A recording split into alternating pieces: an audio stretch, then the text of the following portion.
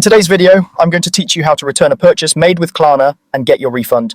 If you bought something using Klarna and it's not quite right, the process is straightforward as long as you follow the retailer's policy and keep Klarna in the loop. Here's how to make everything smooth and avoid paying for something you no longer plan to keep. Start by returning the item directly to the retailer according to their return policy. That means checking the return window, any restocking rules, and whether they prefer mail-in returns, drop-offs, or in-store returns.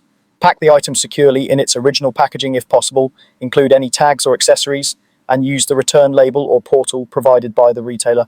Always save proof of postage and a tracking number. This documentation is your best friend if there's a delay or the parcel goes missing, and it helps both the retailer and Klarna verify what's happening. Once you've sent the item back, report the return in the Klarna app to pause payments. Open the app, find your order, select the option to report a return, and choose whether it's a full or partial return.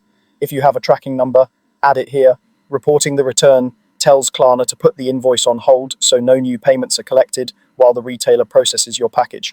If you're on a pay in installments plan, your schedule is effectively paused, helping you avoid late fees or charges for an item that's on its way back.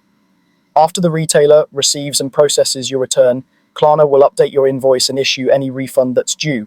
This typically happens within 5 to 10 business days, and the money goes back to your original payment method.